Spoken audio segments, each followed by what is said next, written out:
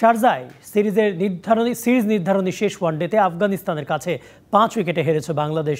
এই জয়ে 2-1 ব্যবধানে সিরিজ জিতল আফগানরা। 8 উইকেটে দেওয়া বাংলাদেশের 245 রানের টার্গেট 10 বল আগেই টপকে যায় আফগানিস্তান। সেঞ্চুরি করেন রহমানুল্লাহ গুরবাজ।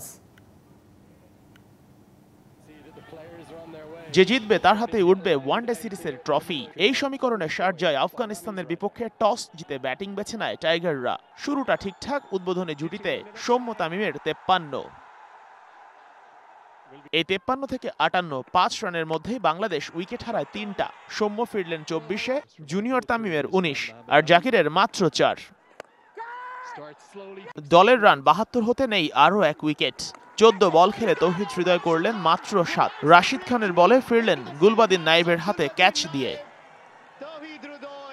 চাপে পড়া বাংলাদেশের হাল ধরেন মাহমুদুল্লাহ আর মেহেদী Miraj.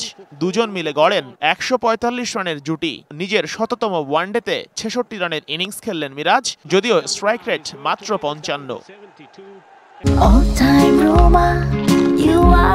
All time Roma. Taste it, love it. Innings শেষ বল পর্যন্ত টানেন মাহমুদুল্লাহ রিয়াদ। একেবারে শেষ বলে হন রান আউট। সমান 100 স্ট্রাইক রেটে করেন 98। রিয়াদ মিরাজের কল্যাণে 244 রানের পুঁজি পায় টিম টাইগার্স। 245 রানের টার্গেটে নেমে বেশ ভালোই করে আফগানিস্তান। দুই ওপেনারের স্টার্টিং দেখে মনে হয় প্ল্যান মতোই আগাচ্ছে আফগানরা। যদিও দলীয় 41 রানে আফগানদের প্রথম উইকেট তুলে নেন টাইগার সেন্সেশন নাহিদ রানা। পরের উইকেটটা পড়ে 63 রানে। রহমত শাহকে ফেরান মুস্তাফিজ, আর দলীয় 84-তে আউট হন হাশমাতুল্লাহ শাহিদি। ফেরেন মুস্তাফিজদের বলে। 3 ব্যাটার আউট হয়ে গেলেও অপর প্রান্তে টিকেছিলেন ওপেনার রহমানুল্লাহ গুরবাজ। আউট হওয়ার আগে 120 বলে করেন 101। হাশমাতুল্লাহ শাহিদি আর গুলবাদিন নাইব দ্রুত ফিরলেও 50 তুলে নেন Azmatullah Omarzai.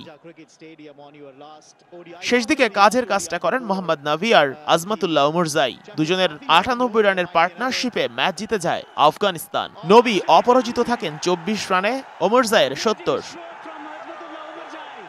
Sheikh Ashik, DBC news desk.